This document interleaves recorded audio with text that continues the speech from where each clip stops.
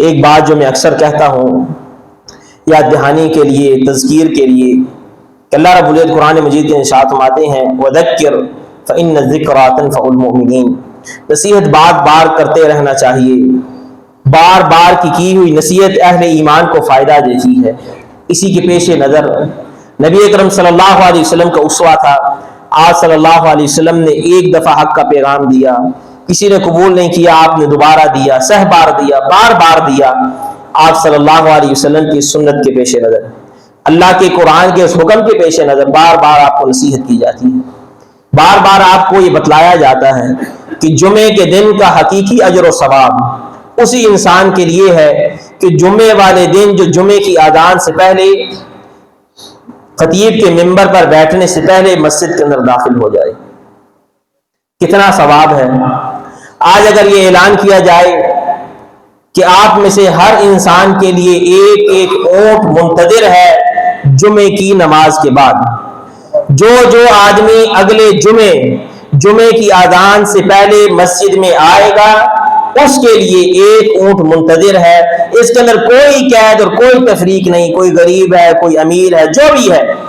جو جمعے والے دن اذان سے پہلے مسجد میں آئے گا ایک اونٹ اس کا منتظر ہوگا، جمعے کے بعد اونٹ کھولے اور لے جائے۔ ہر انسان یہ کوشش کرے گا میں اذان سے پہلے مسجد میں پہنچوں، حالانکہ میری بات کا کیا اعتبار ہے؟ ممکن ہے میں اگلے لحظہ زندہ نہ رہوں، اگلا ہفتہ تو بہت دور کی بات ہے،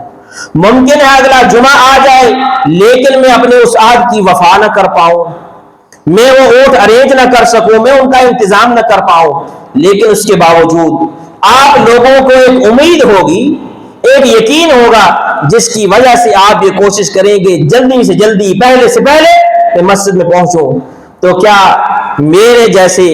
جس کے اختیار میں کچھ نہیں، جس کے پاس اتنے مال بھی نہیں، وسائل بھی نہیں، پھر بھی اگر وعدہ کرے آپ کو کچھ یقین ہوگا، تو اللہ کا الحاکمین کی بات پہ ہمیں یقین نہیں ہے کہ اللہ رب العزت نے جو وعدہ کیا ہے، جو محمد رسول اللہ صلی اللہ علیہ وسلم نے بتلایا ہے، ہمیں اس پر اعتماد نہیں ہے کہ نبی اکرم صلی اللہ علیہ وسلم نے ارشاد فرمایا کہ جو جمعے والے دن مسجد میں پہلی گھڑی اور پہلی ساتھ میں آتا ہے اس کے لیے ایک اونٹ اللہ رب العزت کے راستے میں قربان کرنے کے برابر اجر و ثواب ہے۔ جو دوسری گھڑی میں آتا ہے فرمایا اس کے لیے ایک بیل اللہ رب العزت کے راستے میں قربان کرنے کا اجر و ثواب ہے۔ جو تیسری گھڑی میں آتا ہے اس کے لیے ایک بکرا اللہ کے راستے کے اندر قربان کرنے کا اجر و ثواب ہے۔ یہاں تک کہ فرمایا کہ جب امام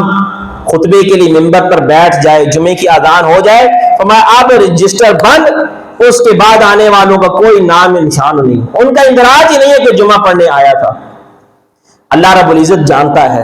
اللہ بہتر جانتا ہے، زیادہ جانتا ہے کون آیا کون نہیں آیا، لیکن اللہ رب العزت نے جو ایک نظام قائم کیا، فرشتے اللہ کے دربار میں حاضر ہوتے ہیں، اللہ آج جمعے کے لیے یہ افراد یہ اشخاص حاضر ہوئے، فلاں گھڑی میں حاضر ہوا، اس میں آخری شخص وہ ہے جو جمعے کی اذان سے پہلے خطیب کے منبر پر بیٹھنے سے پہلے مسجد میں داخل ہوا، جو بعد میں آیا فرشتوں کے ہاں اس نے جمعہ نہیں پڑھا، وہ جمعے کے لیے مسجد میں نہیں آیا۔ اب میں اور آپ خود اپنا محاسبہ کر لیں، غور کر لیں کہ کیا جمعے میں